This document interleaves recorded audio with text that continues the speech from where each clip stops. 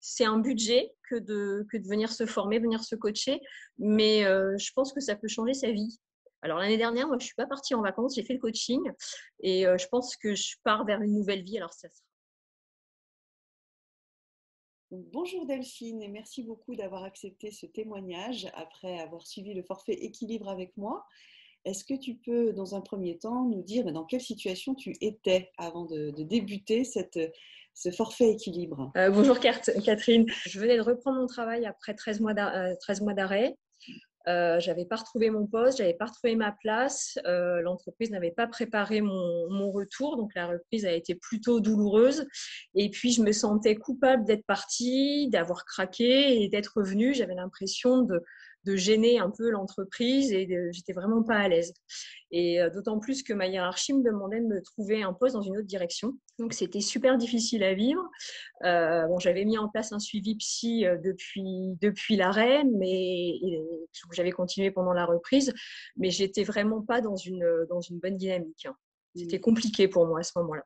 Ouais, tu savais plus où était ta place, tu te sentais effectivement voilà, à Tout à côté, fait, un peu ouais. mise à l'écart, et c'était toi en plus qui devais chercher les postes qui te convenaient. Bon, bref, Tout à fait, ouais. C'était compliqué. fermons la parenthèse sur la gestion de l'entreprise. Voilà.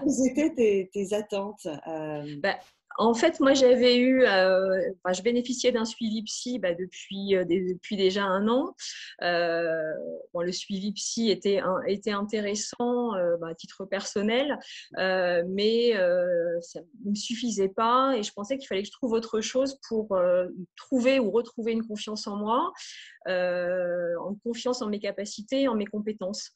Et puis, je vivais vraiment ce que j'avais vécu comme un burn-out, le burn-out vraiment comme un fardeau, et c'était vraiment compliqué encore à ce moment-là. Mhm. J'avais honte en fait, et c'était vraiment difficile à vivre, ouais. Et pour quelle raison est-ce que tu as décidé de travailler avec moi? Alors en fait, j'ai découvert le groupe Rebondir après un burn-out au moment où j'ai repris le travail. Et je trouvais que c'était un groupe d'entraide qui était vraiment très intéressant. Et puis, bon, toi, tu intervenais de temps en temps. Et je trouvais que les interventions que tu faisais étaient pertinentes. Les webinaires que tu proposais étaient aussi inspirants. Et je me rendais compte que je n'étais pas toute seule et qu'il y en avait plein d'autres qui vivaient la même situation que moi. Et puis, ce que j'ai trouvé très intéressant, c'est que toi, tu avais peut-être une triple casquette, dans le sens où tu étais psychologue du travail, tu savais de quoi tu parlais puisque tu avais vécu le burn-out. Et puis, tu pouvais aussi avoir cette casquette de DRH et ne pas forcément accabler l'entreprise qui était coupable de tous les maux, parce qu'effectivement, c'était aussi, comme tu peux le dire, tu le dis sans doute mieux que moi, c'est une rencontre entre un individu et une situation.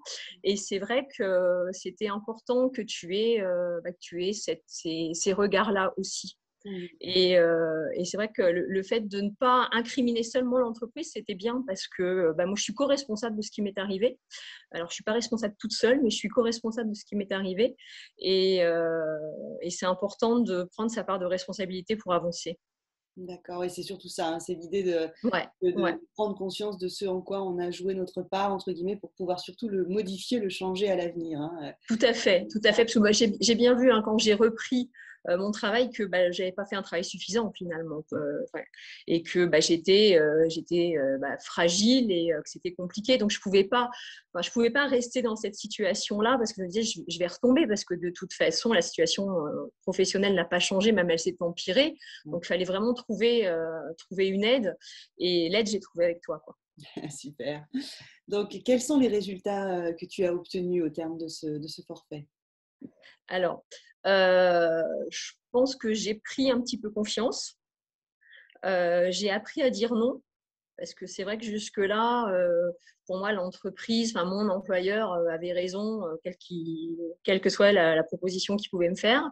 Et en fait, on m'a proposé un poste qui ne correspond pas du tout à mes attentes et à mes compétences. Et du coup, j'ai osé refuser ce poste. Et c'est vrai que c'était quand même un moment vachement important pour moi de dire non, je suis capable de faire autre chose que ce que vous me proposez. Et non, je ne prendrai pas ce poste-là qui est pour moi moins intéressant que ce que j'ai pu faire jusque-là. Ça, c'était super intéressant. Et aussi, grâce à toi, je suis aussi aujourd'hui en capacité d'envisager de négocier mon départ. Non seulement je refuse le poste, mais je vais peut-être même aussi dire à l'entreprise que je ne veux plus rester, quoi. Et après 25 ans d'ancienneté, c'était pas facile à envisager. Et c'est vrai qu'aujourd'hui, ça devient possible. Ouais. Donc là, effectivement, tu t'apprêtes à sauter par-dessus le mur, comme on disait Tout, ensemble. tout à Voilà, fait. te J'ai lancer. envoyé le sac de l'autre côté. J'attends maintenant que la DRH réagisse, alors à son rythme. Et c'est vrai que moi, je suis déjà dans autre chose, donc je suis impatiente qu'on avance et que je puisse passer à autre chose. Mais bon, c'est aussi le temps de l'entreprise, donc j'apprends aussi la patience. Ouais.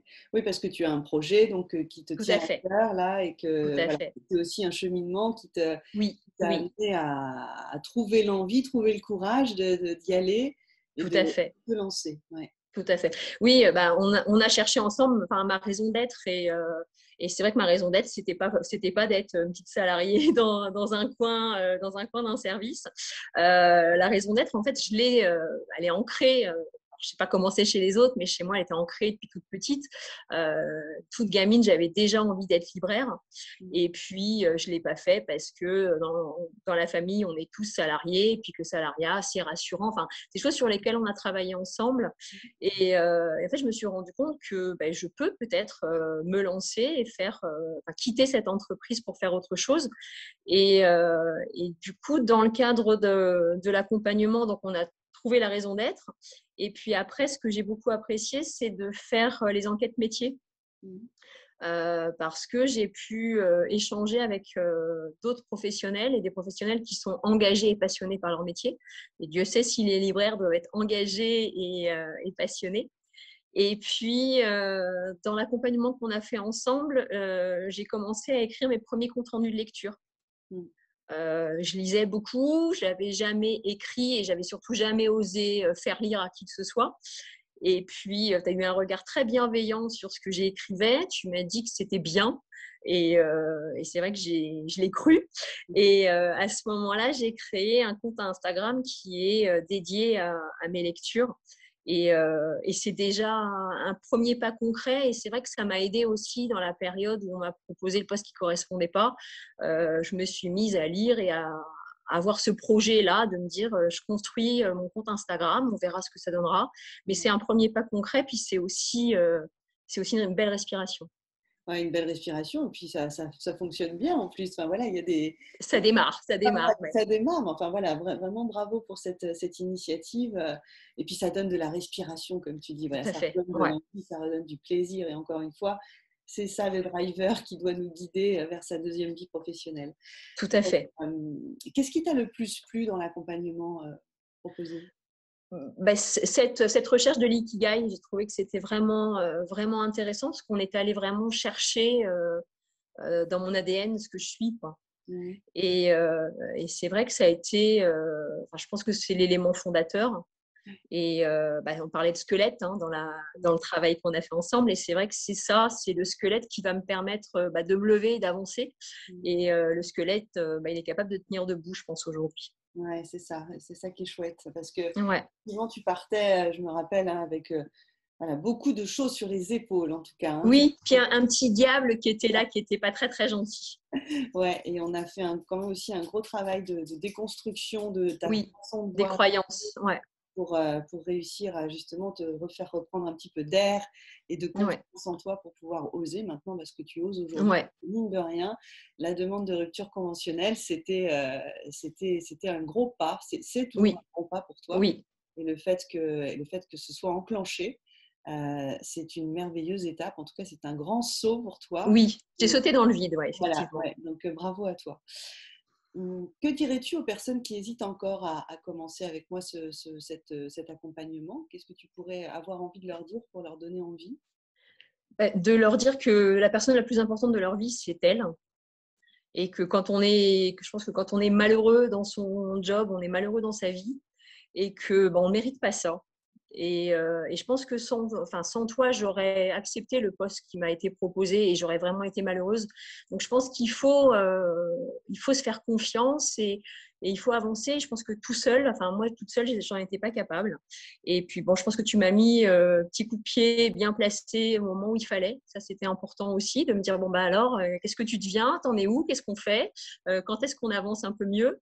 Et c'est vrai que j'ai trouvé que ça c'était vraiment essentiel.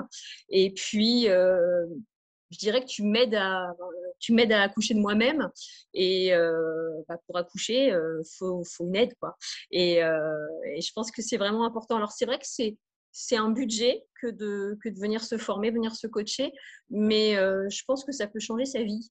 Alors l'année dernière, moi je suis pas partie en vacances, j'ai fait le coaching, et je pense que je pars vers une nouvelle vie. Alors ça sera pas des vacances, mais c'est vraiment quelque chose qui me tenait à cœur, et bah, qui va me permettre d'être mieux. Et en plus, je le vois déjà dans ma vie parce que bah, j'ai des échanges, enfin, je rencontre des gens, j'ose parler de mon projet, j'ose aller dans l'échange.